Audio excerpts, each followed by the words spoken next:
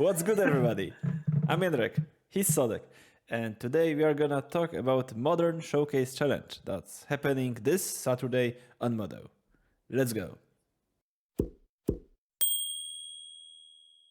Alrighty, so we've been recording these videos for like 3 months now, something like that, and I don't think we've ever had a video dedicated to modern showcase or showcases in general.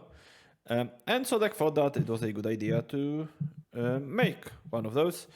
And the timing is very convenient since there is a series of showcases happening this weekend. And it's a good time for us to dive into it. What even are showcases? What can you qualify via playing them? Are they different than playing regular challenges? Are they different than playing prelims? Are they different than any other sort of model tournament? Or is it all the same? So we're gonna break down the type of people who you can largely expect in those tournaments. How do those group of people, those different groups of people, dictate the metagame? What's been happening in modern in general in the last few days or weeks, so what we can expect this Saturday. And finally, which decks we like, which decks we dislike for the weekend, and probably what we'll play. Okay, so Sodek, let's start with what kinds of people are playing showcases. How would you like group them? Like maybe before we should talk about players, maybe we should talk about the tournament itself. Oh yeah, I guess Because it wasn't like, on it's kind of important. It wasn't on our talking point list. Yeah, that's so, kind of strange. Yeah. Okay, so okay, you can go. Yeah. So showcase showcase challenge is a tournament that happens once every month, roughly. A bit less often because there are 9 showcases in the year, because there are 3 seasons of competitive play on Modo. Each season is finalized with a 8-person MOX event, for which you can qualify either via ladder or via showcase qualifier, which is a level above. It's what you're talking about. Yeah, it used to be a quarterly event. It's not a quarterly event anymore because it's like more like every 4 months. But it's there are 3 of those in the year in every format that showcase challenges, which is the tournament that's happening this Saturday. So it's Modern, Legacy, Vintage, Pioneer, Pauper. And I think there is one Pauper now, and there wasn't one before because they've had Standard, I think. Yeah. And then there are limited open tournaments that can just qualify straight to MOX. So for those showcase qualifier events, those let's call them quarterly events, you can qualify in 2 different ways. First is to top 8 a showcase challenge, which is the monthly, let's call them monthly for simplicity, events. Those are happening this Saturday and Sunday, depending on which format you want to play. And the other way is to 5-0 a last chance qualifier that's happening. There are several qualifiers instead of prelims in the last week before the showcase qualifier, which is the quarterly event. So the overall goal for vast majority of people who are playing showcase is to top 8 the event. The difference between winning and coming in 8th is not that big, because what really counts is the spot in the quarterly event. Of course, there are significantly higher like modo prizes. You get more chests, more play points, more whatever else you get for sets for the first place. So it's still much better to win, of course. But the invite for the quarterly event is by far the most important prize for most people. I would say. And what's important about this tournament, it replaces the regular modern challenges, and Yes. because of that, and because how you can qualify to play modern showcase challenge, you need to have 40 points, and there are many ways to get these points.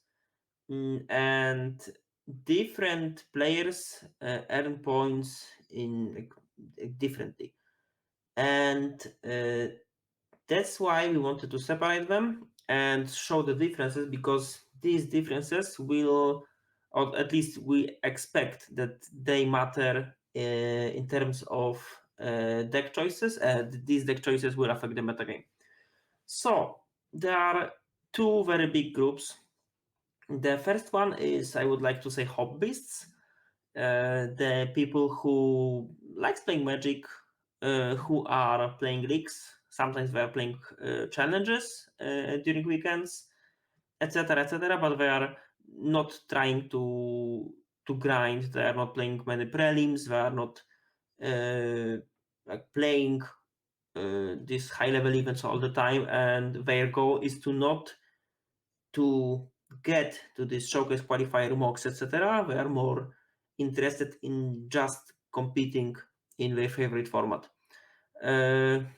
To be honest, I'm kind of this person, even if I played like in free showcase, free qualifiers so far, but I'm not very interested in any other format than modern. So even if you are like very dedicated and you have like results, it's not that you are not in hobbies group. I think Because we are more of a second group. I think that we're like gonna. I feel I'm in between, because I'm not playing other formats, and I'm Well, dedicated to some strategies, and I'm not trying to metagame very hard. So, but sure, that's, but I would say that we are modern specialists to some extent. yeah, that's true. So yeah, basically, what I understand by hobbies is that hobbies are people who are playing, as you said, you're playing league every now and then because you have time. I don't know, after your day job or whatever, or you want to supplement the weekly tournament you play in paper with a bit more of modo play. Then you play a challenge from time to time. You amass those QPs, which is short for qualifier points, of course. And then you won't play every showcase probably, but because you won't have 40 QPs for every showcase. But every now and then, maybe, I don't know, out of those 3 showcases in one season, you will play like 1 or 2 of them. And I think okay, those people will play just the deck they usually play in leagues. Yeah, that what's also important is that you can earn these points by also playing, vintage cube, for example, or like, Yes. yes. So there's a group of players who will earn these points by not playing any format that's connected to mocks or like these scheduled high level events. Well, you But can still use QPs for PTQs, so people who are playing Vintage Cube and usually playing Limited can just play limited PTQs with them. So yeah, but like playing limited PTQ is like a lot of requires, in my opinion, much more dedication, because you need to know the format, you need to spend the entire day because it's a turnaround tournaments. yeah, but of course, that's Like entirely some of true. them will play constructed, and we can also say that if some of them will play constructed, they can also play modern. That's true. And these people, sorry, about hobbies, like very most likely, like Jędrek said, they will play the deck they like, and they will more likely to adapt with sideboarding strategies than trying to change decks. Yeah, they will have Which like is one more Nile spell bomb or additional Blood Moon or whatever in the sideboard more so than like changing everything about their deck. Like I don't know. I usually play Hammer, but I don't think Hammer is such a good idea, for example. So I'm gonna play for color, or I'm gonna play Greasy Death Shadow, or I'm playing Death Shadow every day, but I want to switch to Hammer, to like in the opposite direction. I don't think that happens with those people that much. They're as Sodek said, they are interested in competing in something that maybe not resembles Grand Prix, but it's a large event. It's a large event with a ton of great experience for you if you are not very if you're not a veteran Modo player and you don't play them like every single time and stuff like that. It's just a 9 rounds almost always, at least. Sometimes it's 10 rounds. yeah, It's 9 or 10 rounds of high level competition, which is a great place to hone your skills as a Magic player. If you want to play Modern, right now we don't have GPs, we don't have PTs, we don't have anything like that.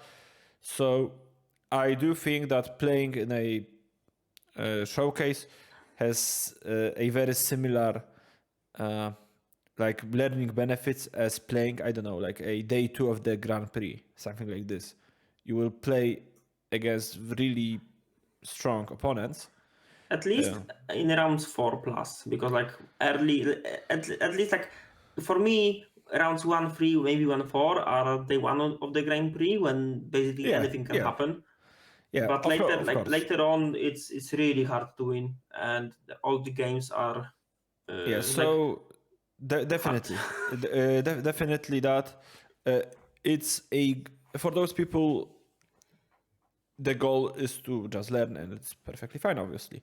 But let's move to the second group that I think we fall into with Sodec, and probably many of you as well, which is modern specialist or one format specialist, in this case, Yeah. modern.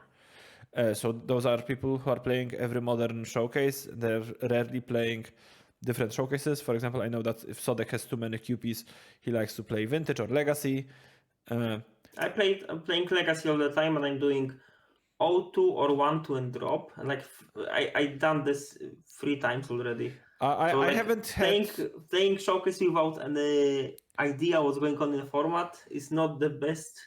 I don't think I've ever Uh, played showcase in a normal format. If I had spare QPs, I were using them as a way to either sign up for a PTQ or last chance in Last modern. chances. But yeah, like I think those people are the bulk of mm, of the field in the showcase.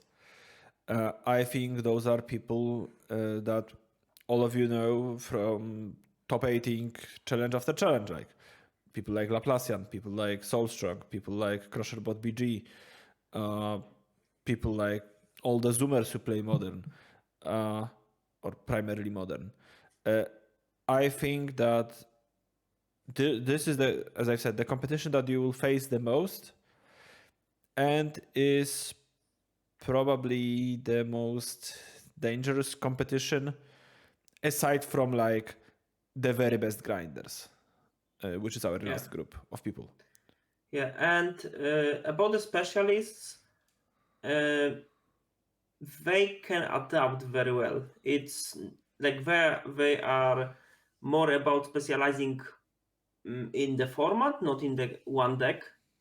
And they can, for example, Jędrek can play Grixis, Blue White, anything that's related to control. I'm more of a combo player, so if I feel that one combo deck is very well positioned, I can easily jump and play it. And I have experience in most decks that are combo. Yeah, but also, So like, I think if we had a tournament in like a month and it would be the most important tournament of our lives, and we thought that Hammer is good, I think we've spent like a month to learn Hammer.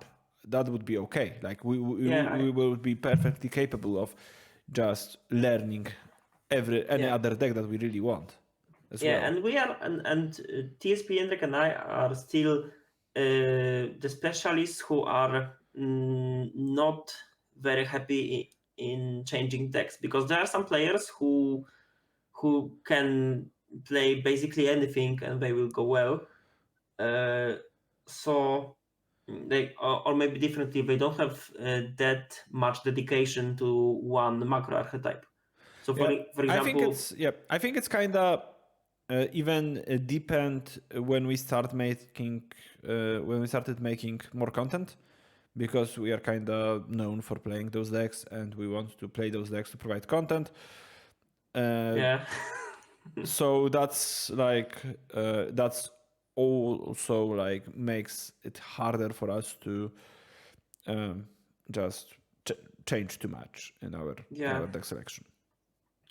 yeah, but for example, Zoomers will play whatever the best they feel it is in the field. For Yeah, example, uh, is Zach Attack 22? Zack Attack 22. Yeah. Yeah, like this is a guy who's playing four color blink, but I And also and remember that, I think he top two'd the Super PTQ with Grixis of Shadow last week, right? yeah, just because like they said on the Twitter they didn't feel that four color was very popular, so they just grabbed Grixis Shadow, played it, and won, like in a second place. Uh, so it's Yes. really hard to, like, this group will change their decks more often than their sideboards, and they will build the sideboards like on the fly, because like they have so much experience, they can easily adapt to what they expect. And uh, what's very important about this group is that they will most of the time play the best deck or like one of the best decks in the format. Like if you go to this showcase, I think that the vast majority of modern specialists will play either Hammer or Four Color or Or Grixis a Shadow. red black Lurus deck of some variety. Be it most popular by far Grixis Shadow, but some people will play regular Grixis or Chant, or the four color deck that people have been playing recently, which is basically like Grixis with White Splash. Uh, and there are some people who will play their like trusted deck, like Sodek will play some combo. People that you know for playing like I don't know Mill forever will play Mill. Um, and maybe they will change. Like for example, sometimes Vishen is playing blue black, sometimes Vishen is playing blue white Mill. So you can adapt inside your Macro archetype. archetype. Yeah, like for example, like Franek. Franek is switching, or Fracom. For those of you who don't know Franek, he's been playing a lot of like Burn or Prowess. He sometimes even plays Hammer. So definitely there is a wiggle room there for people Yeah. like that. And there's also the last group, and we call them grinders. And we have a different definition of the grinders. So, Jendrik, can you please talk about what do you mean by grinders? Yeah, so for me, grinders are people who are playing Modo for a living mostly. Like people who are playing uh, prelims all the time. When you sign up for a prelim, you will see them. They are playing multiple showcases. Every time there are showcases, they are double or triple queuing.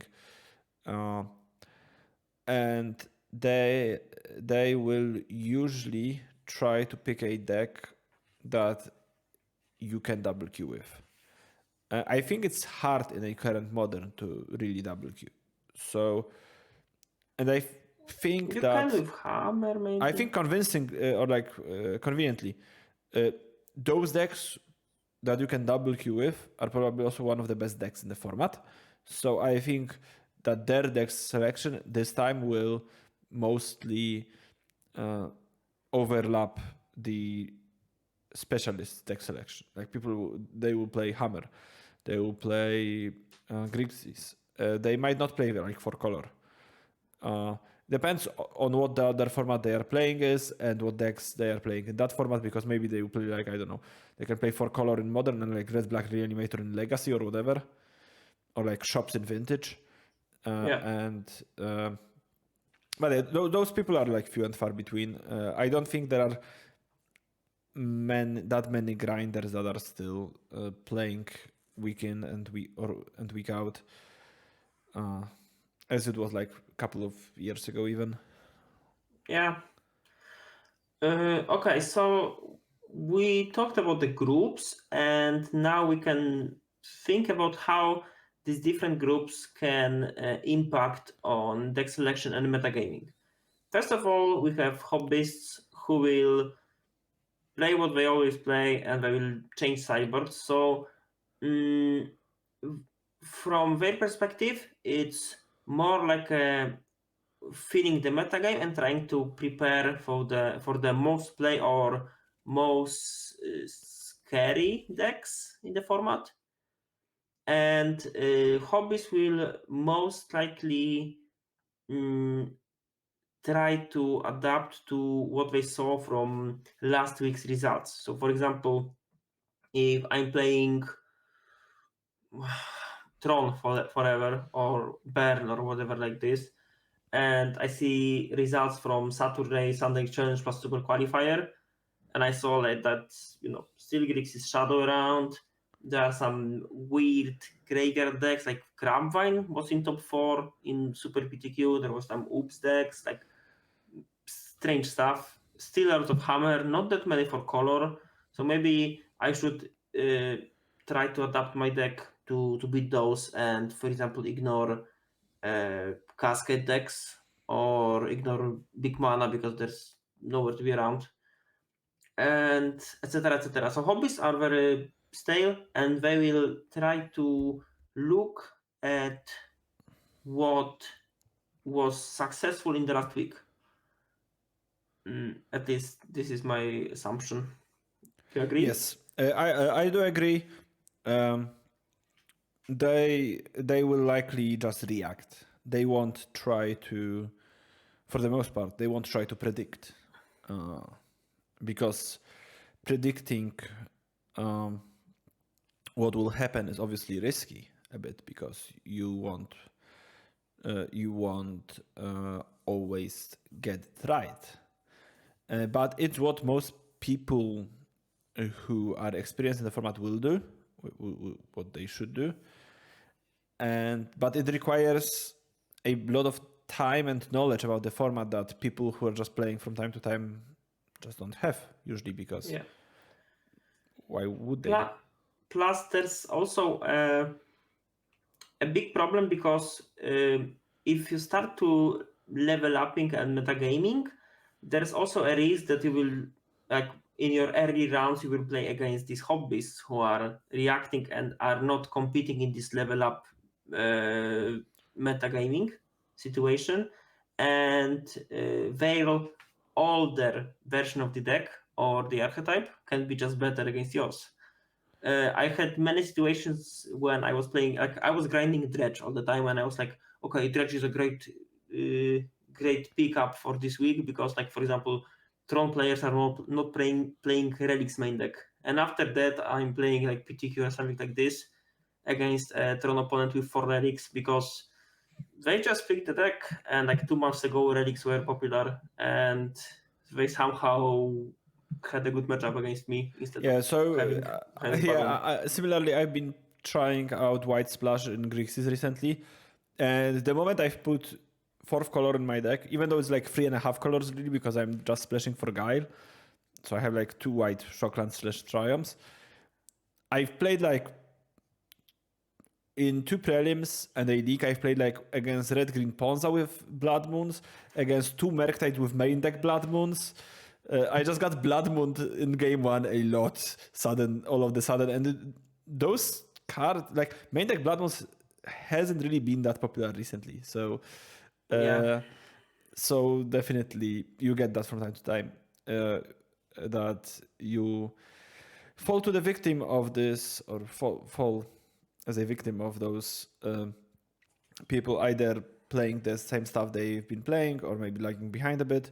But I think that right now this is something that you are less vulnerable to, because of the fact that best decks are so good at punishing stuff, random stuff in general.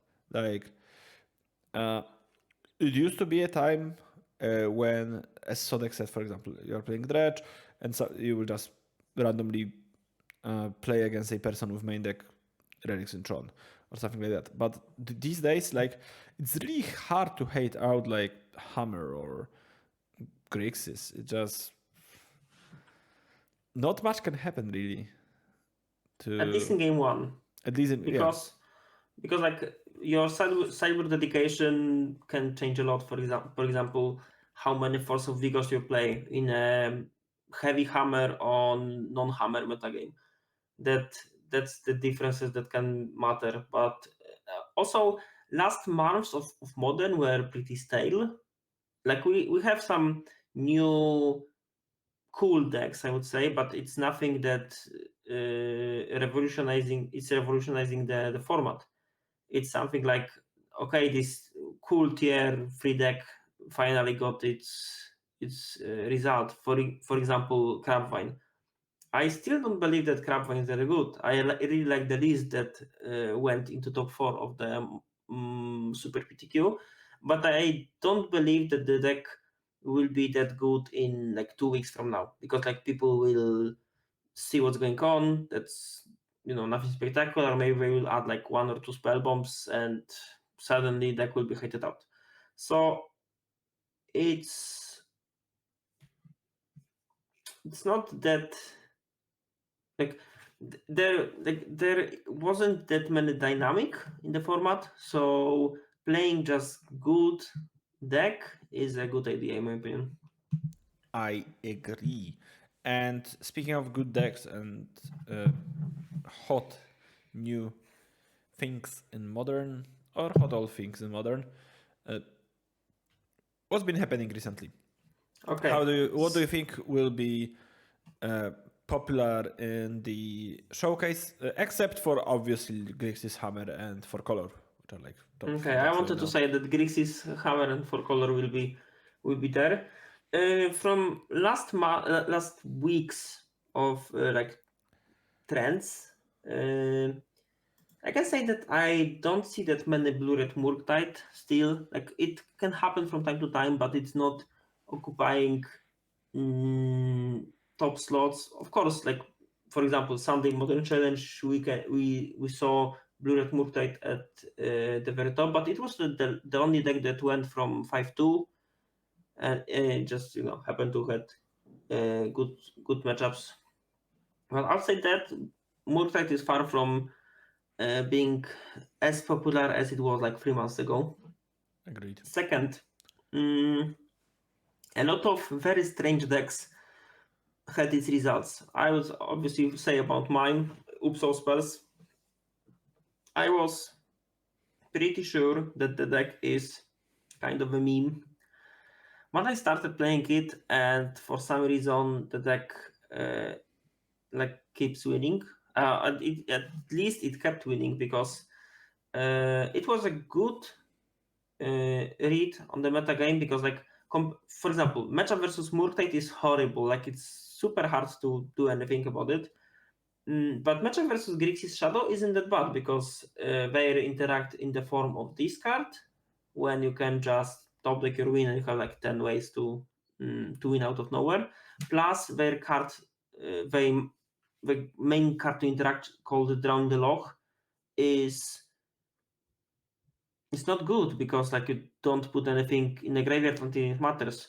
Plus they can put their life low enough so you can win with only chills. So sometimes you don't even have to attack with Benja points. So suddenly it was a good pickup. It was also a good matchup. It had also a good matchup versus For Color, and thanks to Tassos Oracle, like matchups versus Hammer was winnable. I wouldn't say it's really good, but it's closer to 50-50, and earlier it was very hard because of the Shadow Spear. There's also, like always, Belcher, there was a Lantern control on Sunday's challenge. There was Monogrintron in the Super PTQ who went 9-0, which is kind of good, and lost in the quarters, happens. There was also Crabvine Blue-Black control. I'm very curious, what do you think about this deck, Jędrek? Do you want to hear it now, or are you still going? Okay, and there was like Gleams, 5-color creativity, like a lot of random stuff. And what's really interesting for me, how will hobbies adapt to this random stuff? What type of anti-hate cards we will bring? Because like there were a lot of spell-based strategies like Gleams, and also Rhinos, creativity, Lantern, whatever. But there were also, artifact-based graveyard-based, like a tiny bit of everything. That's hard to really predict what hobbies will do. About like good players, like competitive players who are committed to pick up the best deck. I think it's clearly Grixis Shadow Hammer or for color, something out of this. And I don't think they will try to heavily metagame. So yeah, like these results from last week are quite hard to give you like one golden rule. For example, if that would be 5 hammers around, it would be easy to just prepare for the hammer and it should be fine. But now the hate has to be spread out, and you have to hope to be lucky to draw it at right times, or just play very white cards. Like this card, in my opinion, is kind of cool if you can support it with other actions. That's why I like Shadow, for instance. I guess many of those decks were okay. Like both, like if you are a person who's not playing that much and you don't have that much time and resources in general to think about like play many matchups and stuff like this and test, I would just look at what was been winning last week, and for decks that kinda won are 2 Grixis of Shadows in the finals of the Super PTQ, because as you probably know, but I'd like to reiterate, the Super PTQ top 2 players are getting invites for the arena stuff, however it's called. So those two finalists are really winners. I think their prizes are also identical. I don't know exactly. I think the top 2 prizes in the Super PTQ are identical these days. And then you have 2 challenges with one glimpse and one blue-white artifacts. Blue-white artifacts. I like the name 8cast. Yeah, for some reason I thought that you won that challenge, even though you only top 8 it. No, I top 8 okay, my notion was that okay, so we want to do something that's good against Oops and Glimpse, and what's good against Oops and Glimpse? Basically a way to stop them from casting 2 spells per turn. Like it's better against Glimpse than against Oops. But like if they, because Oops need to cast 2 spells to bring back Vengevines and stuff. But the ways for you to stop them from casting second spell is usually not that great, because it's either Canonist and Salvage Titan is an artifact, or is Deafening Silence and you cast a lot of creatures. So you need an actual factual rule of law, which is not very good. So I guess, I don't know, just... Yeah, I think it's really hard to prepare for like all the random decks right now. If you are playing like a deck that doesn't have a raw power level to just, like for example, if you are playing, I don't know, if you are playing Hammer against random decks, you can just have Thoughtseizes in the sideboard, and then you kind of just poke a Great. hole in their plan with Fotsis and you kill Yeah. them before they can Rebuild. regain everything that they need to win. Or if you are playing a Merc Knight or Death Shadow, you can just spell pierce one thing and kill them. Okay, what do you think about the position of Rhinos? Because I saw in the Modern Super qualifier in top 8 and in Sunday challenge in top 4. I The don't know. Sunday list was kind of interesting because they had endurance in the main, and by doing that they found extra slots for the sideboard. I still really don't like how Rhinos match up against card Death Shadow. I think it's really unfortunate for them. So Yeah, I'm not that's the kind of. biggest fan. But about the blue black deck that you were asking before. Sadly, I don't have a list on the screen, and I don't want to open it so that doesn't freeze. Thanks. But if I remember correctly, I think what shocked me the most about it is it had like 20 lands. Yeah, 20 lands. That Exactly. was for those of you who don't know what I'm talking about. We are talking about the 3-0 THREEO or zero. Zero. Person who won. Okay, Fourth place Modern Super qualifier. Yeah, fourth place Modern Super qualifier. Now I finally find a way to look at a list without freezing Sodek. Thanks. So now I have the list before my eyes, and I'm looking at it, and yeah, 20 lands is like criminally low in my opinion. I definitely would like to have at least one more, maybe even two more, because this is a deck with 4 Armage's Charm and 3 Memory Deluges in the main deck. Like, it's a deck that will draw a lot of cards, and you just want to make your land drops. Do you think cutting Consider to get a land is safer? Like I think you can. consider. I think you can consider cutting considers. Nice. It's something you can do. What I like about the deck, I think you can cut. Honestly, you can cut some drowns. Your deck is 4 counterspell, 4 drowns, 4 Archmage Charms. That's like a lot of counterspells. You don't need all of that. So what I like is that you are leaning on Memory Deluge in a format in which Unholy Heat is a powerful card as your source of card advantage. I think Deluge is a really good way to win against like other Grixis decks. But I don't know if playing 3 Deluges is something you want to do. That's a lot.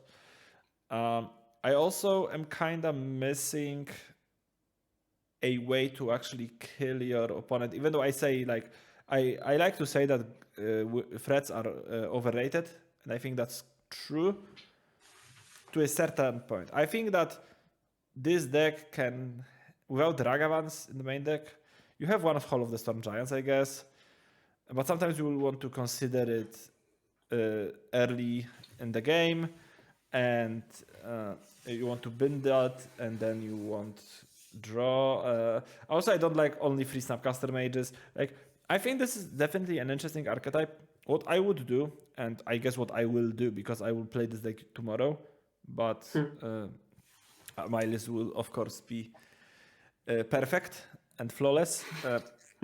I will definitely have Colagan's Command in this deck. I think if you are playing just Colagan's Command, no earlier red spells, you can get by like this deck already has 6 fetch lands. Like 8 fetch lands and Steam Vents is enough to cast Colagan's Command. Maybe you want like another, like with Grixis Triumph that would be much easier, but maybe you want like second Steam Vents, or maybe you want like Steam Vents Sulfur Falls, probably 2 Steam Vents. And with 2 Steam Vents, you can play Colagan's Command, which is I think a really important card in Lurus decks, because recurring Lurus from your graveyard is very, very big deal in those matchups, in those. Okay, like 20 lands, 3 Sunken Ruins is. Yeah, 3 Sunken Ruins is too much. I like playing 1 Sunken Ruins for every 1 filter land for every non-blue land that I have in my deck, as a rule of thumb. So I like, for one swap, I like having 1 Sunken Ruins. Because especially with 20 lands, like you will draw some hands when you have like Island Sunken Ruins and you want to cast Fotsis, but you also want to cast Fatal Push on their turn. or like consider, and it's pretty awkward. And the card that I've been playing recently that I like in Grixis is Valky, and there are no tricks to it. You just play Valky or the backside of Valky for 7 mana as your planeswalker against like slower decks, and that's your win condition. You don't trick it into play in any way. You just tap 7 mana the honest way. You play your 7 mana planeswalker and you win the game with it. I played against 4 color in the league yesterday, and I just Valkyed them twice, and they couldn't really do anything because I've had like Thoughtseize and Counterspell to pave the way for it, and then I resolved my Valky, exiled their Omnath, resolved my Tibalt, exiled their Omnath, played again, or on my side, and like it wasn't Easy. even close. So I do think that splashing for precisely Valky and or like Tibalt and Kolagan's Command would be good in this deck. But overall, I think it's pretty interesting. I don't like Turak's main deck. Maybe those what 3 second ruins are for to help Turak as well. I don't think it's necessary. I do like Force Spreading Season as sideboard. I think it's a very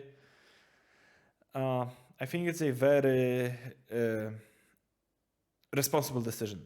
I think that this person identified what are the weak points of their deck, that they are pretty bad at killing stuff with Urza Saga. I don't like 0 dress downs in the deck. I wanted to ask about dress downs. Yeah, I think dress down is pretty good, but I do like this dedication to just beating Saga. I think you can split those with dress downs, like 1 dress down, 3 spreading seas. And that also sounds nice. Okay, and how about Relic in a deck with like 4 Snapcaster? I still don't understand why Relic over Nightly Spellbomb. Yeah, there is like Soul Guide here as well. I guess Relic is a bit bad.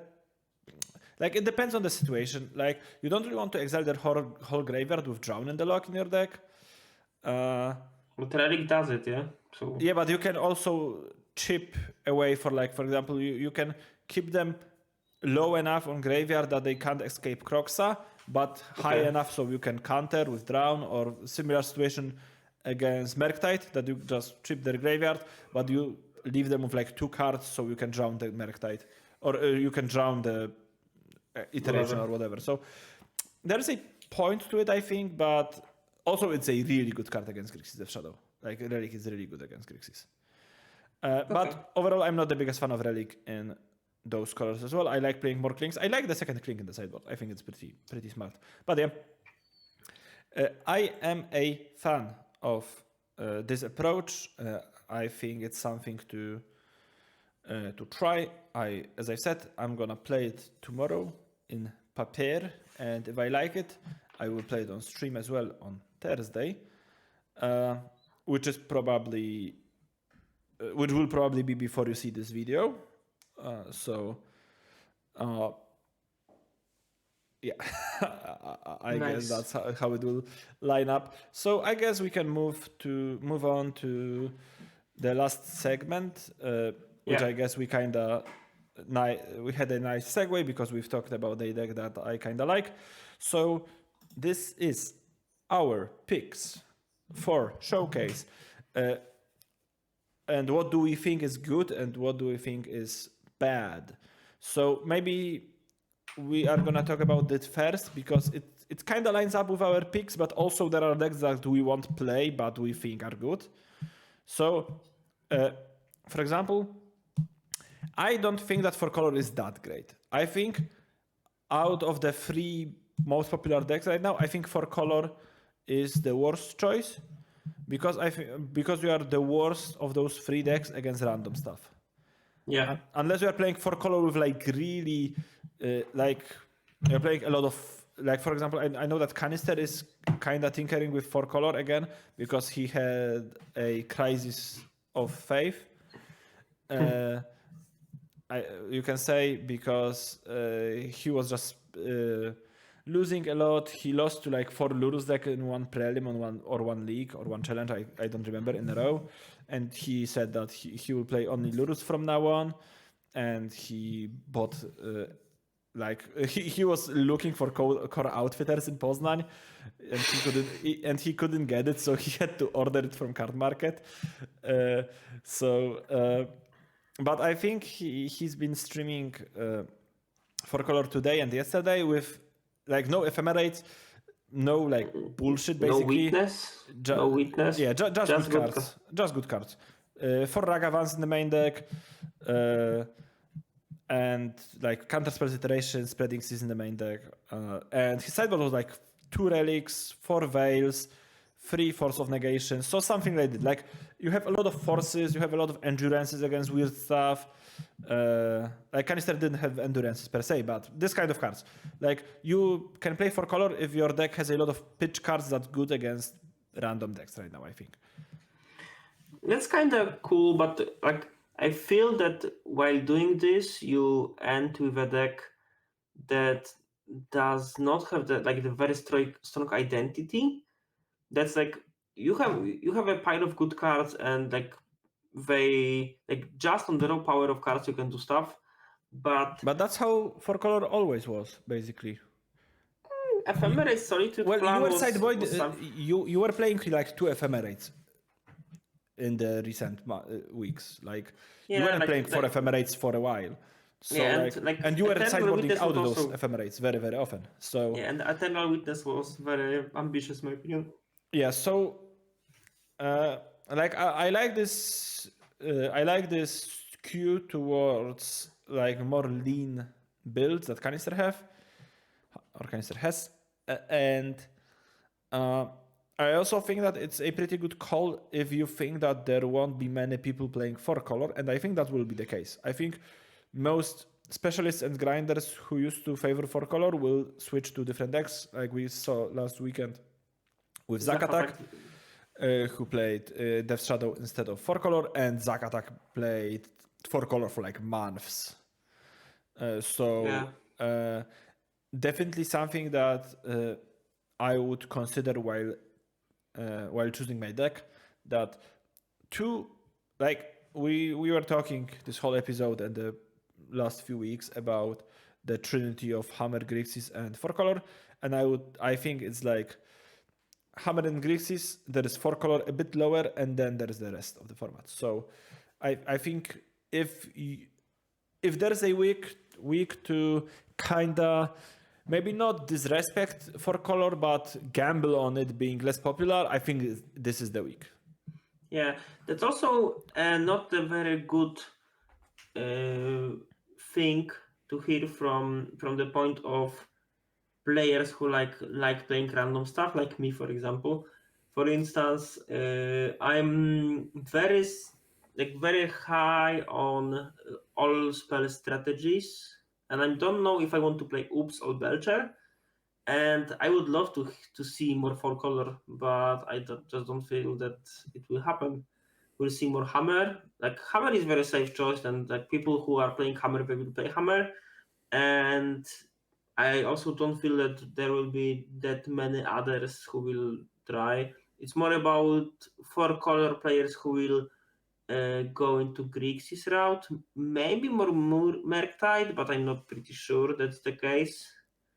I'm more into Grixis right now. And about random stuff, I think that like okay, maybe Jędrek will kill me for it, but I think this 8-cast deck from the Sunday win can be like a more serious deck in near future. Well, I have to look at it because is it the same list that Nassif has been playing? Because I saw Nassif kind of updated it. Okay. So this is I was looking at that deck, and my first thought was that finally there is an affinity so-called deck that has a working mana base. It's not like 16 colorless lands and you are trying to cast colored spells. Yeah, like it actually has like Flooded Strands and Fountains and Seachrome Coast, so it actually has a good deal of ways to cast their spells. So that's what I like. I think like Nettlesys is really strong as a card.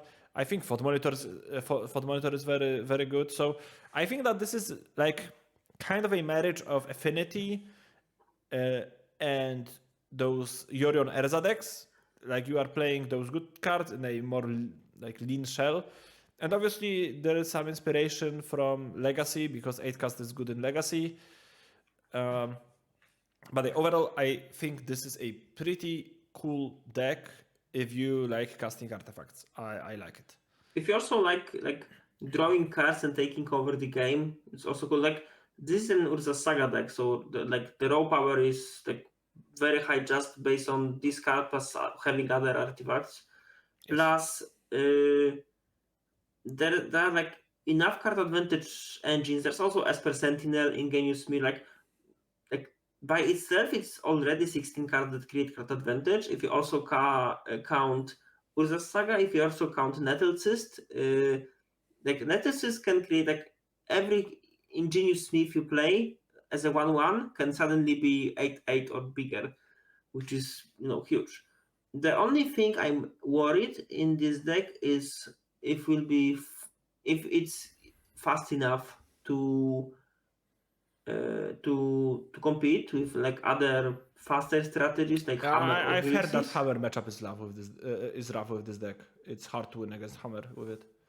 Yeah, like it That's looks what like Massive it. said, I think. And like outside that, I feel, for example, I feel that this deck should have a really good matchup versus Grixis. Like I can also feel that maybe this deck could have a problem with Murktide, but Murktide is not around. It's more about Death Shadow. And this deck has enough like card advantage plus threats to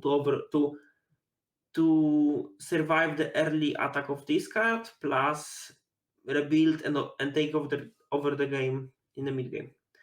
So I feel that maybe a few players will try it and will play the deck. I don't know if that like in the long run this deck will become a major player. I think it has the potential to be. I like the concept and I feel it's really good, especially with for portable holds. Like it's in a Grixis Shadow meta when like there isn't any big threat that costs less than 2. I That's a also think way. that Mill is a fairly okay choice for the weekend. Meal. Mill is good against Hammer. That can be interesting. To be It's honest. bad against Death Shadow though, but I think maybe you can build Mill to be better against Death Shadow. I think Like Wiśnia tried like a lot of removal versions with like 4 ancestrals, and you like at some point you should draw well. Like there's a blue black middle Wiśnia's list. There's also blue black Pegonti list, both on 6/2. There's something like this. Okay, how about like other quite popular decks? Burn/Prowess, I would probably avoid. yeah, I would avoid those decks 100%. Okay, about Rhinos, like there's a problem with Yeah, Grixis. I don't like Rhinos against Death Shadow. Yeah, and like there's Yavmot that's like it's here and there all the time, and I would respect the deck, and I feel it's like good enough to steal the wins, Okay, especially so with when there are not that many 4 colors around, because like this was the very big weakness of Yavmot. So maybe Yavmot is the thing that can attack. mm-hmm. I'm just thinking about Mill because I want to kind of build Mill with like 8 Mill spells or something like this. Like you Like just more have controlish. way more control than those decks. But the problem is that That's probably not good enough because you need for Visions of Beyond to be good, you kind of need to mill them, and the best mill card is Tasha Sidious Laughter, that's Exiles. Because I kind of want to have a deck that you have Tasha Sidious Laughter as a one card kill against Hammer and against Shadow, more or less. So maybe you just play like probably do need, you probably do need to play Crabs. Yeah, I don't know, but I think it's interesting. Okay, Okay, and I'm thinking about the position of combo decks right now, and it's not that bad actually. Like there are like all spell strategies. I would love to play Oops, but since the deck list is kind of posted and like all white players will find the holes when the deck is kind of bad and you can't do that much about it, that can be risky to try. I like Belcher, but like the lack of 4 color around can be a problem. Because that was your best matchup. Matchup versus Hammer is kind of fine because you're 8, but versus Shadow, it's winnable, but it's an uphill battle, so I'm not the biggest fan. Maybe without 4 color around, maybe there's a chance that Living can be a good choice. I'm not saying that 4 color won't be like anywhere, but like if we compare how many the fairy time ravelers were like 3 months ago or 2 months ago and now, I feel Living Hand can be in a good position. Is Living End good against Death Shadow? Kinda. So I'm I not think feel. I think because it's obviously good against Hammer, and if it's good It's not against like Shadow, I it's would. like 50-50, I would say. The Okay, biggest so problem is if they have enough grave hate, and sadly thanks to Crabvine and Oops, that can be an uptick of the grave hate. yeah, that's So true. That's true. I would like to see the results of the last prelims to see if they have like one spellbob or 3 of them. Because that can dictate a lot of I've things. played against Death Shadow today at the prelim against Wandering Ones. Wandering Ones is a Japanese pro player who I forgot. I think his name is Yoshiko Ikawa. He was a runner-up in the Mythic Championship Cleveland that Autumn Burchett win with mono blue in standard. Tempo. Yeah, and he was playing Esper? Esper Control. Yeah, so very good player, and he had 2 spell bombs in his deck. 2, at least 2. I saw 2. That's rude. Okay, other decks. Amulet, kinda poor because you just lose to Shadow, And you also and Hammer Hammer. can out. Hammer can outrace you, so I don't feel the deck that much. You said about Meal. Meal can be interesting. Yeah, I think a well-constructed mill list has the potential. Maybe you want to lean more into Visions from Beyond, but I think it's kind of hard to do. Yeah, and like all other decks, like Belcher is cool. Like I said, like playing aggro combo like Infect is kind of out of the place. I wouldn't also touch Dredge thanks to this graveyard hate uptick, and we have to see if that's real or not. Plus, there's also Hammer, etc., etc. The one big question for me is how good creativity can be, because like we saw the list with Archon of Emeria, a Grixis one, and I really loved it. Archon I of Cruelty. think. What did I say? Archon of Emeria is a shitty Devon Taxis creature. Sorry. Flashbacks from bad times. Archon's Cruelty. I feel it's kind of well positioned if there's not that many Teferis around. Maybe that's the way. Maybe not the way, but that's an interesting approach. Yeah, If you I playing like that something deck. spell I like based. that deck because you were actually playing good cards in it. You had like Thoughtseize and Spell Pierces and like actual interaction. Planeswalker package. You had Planeswalker? You I had Planeswalkers think. in this deck? I think it was Grixis, so you didn't have it. You actually didn't have any Planeswalkers in this list, and I liked What? it. I liked it a lot because you're. I think the biggest problem of creativity is that you're just playing such a clunky deck because you're playing a bunch of. They had Vernon 6 and Jace. And Jace the Mind Sculptor, what? So this is a different list that I saw because I've seen a deck list without any uh, any Planeswalkers. Sad. And I think it was actually a pretty cool deck. Yeah, as I've said, just you are playing a bunch of efficient cards, and you have this. You are leaning hard in this combo control like finish. You are disrupting your opponent, and then trying to Archons. kill that's them kind of cool. Archons. Okay, do you have anything, any other? Okay, maybe your picks, yeah, because I was telling a lot of stuff. What's your good picks about the tournament? I will be boring. Like surprise me. Come on. I think it's just good to play Hammer in the Shadow. Like, I think, as I've said, I think a well-constructed mill deck, if there is a way to build that, would be an interesting thing. Maybe you can play no crabs and you just play like, like it's hard but everybody has removal in their decks, and maybe you are like playing, I don't know, playing no crabs. You are playing archive traps. You are playing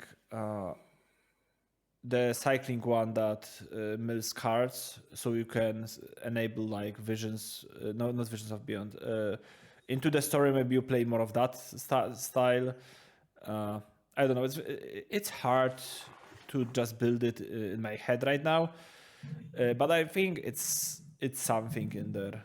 Like Tasha's Hideous Laughter is a really strong card against it is Shadow and against I just think that cutting crabs is kind of insanity. Like, this is the most efficient mana cost to the mill potential. Yeah, but maybe you don't want that. Like, it would be super cool to build a mill deck without playing any creatures, but I just don't believe that's possible. I think you can play Snapcaster Mage, and you are going for Tasha's Hideous Laughter on 3 and then Snapcaster Laughter on 5, and that's how you win the game. And then you have like discard spells, counter spells, removal. You might not even want to play Visions of Beyond, honestly. What? Please, you're just playing like a control deck with Tasha's Hideous Laughter more than okay. I will say that I totally don't see it, but I would love to be proven like that. I won't work on that because I don't want to, but I think that there might be something in there. So if you, our viewers, are mill players and you want to experiment with that, please let me know how it goes. But it might be terrible, so you know. It sounds like being terrible. Okay, so this is most likely the end of this episode. I hope, and I guess we've talked about decks that we liked. We didn't talk about decks we don't like. Okay. No, we kind of did. We've talked about like Burn and Prowess being bad, for color not being great, or like being not that great as far as top 3 decks goes. We talked about Amulet being meh, but we didn't really talk about what we'll play, I think. I have okay, I can guess that you'll play Grixis. Am I right? I will play probably Grixis. I might or might not splash Kaya's Guile into the deck. I will try the blue-black deck tomorrow with some changes, and if I like it, I might run it, because I think that we are at the point in which Ragavan will really rarely win games. I think we are at the point in which everybody has a lot of removal spells to kill Ragavan, or blockers to block Ragavan, and I think actually building a deck without Ragavan, like if you are heavy in red, you want to play Ragavan anyways, of course, but maybe you want, it's not such a big draw as it was, like, you know, even 2 weeks ago or something. So okay, I will try the blue-black deck, and with a red splash, and I don't know, maybe I will run it, but I will be playing Lurus of the Dream then because the card is just bonkers strong, so. And we'll It's a really probably good play zero lands in your deck, I assume. I have like two main choices. Like first one is Belcher because you know it's a really good deck. The second choice, like it's Upsal spells, but I'm very worried about how the metagame will look like and how people will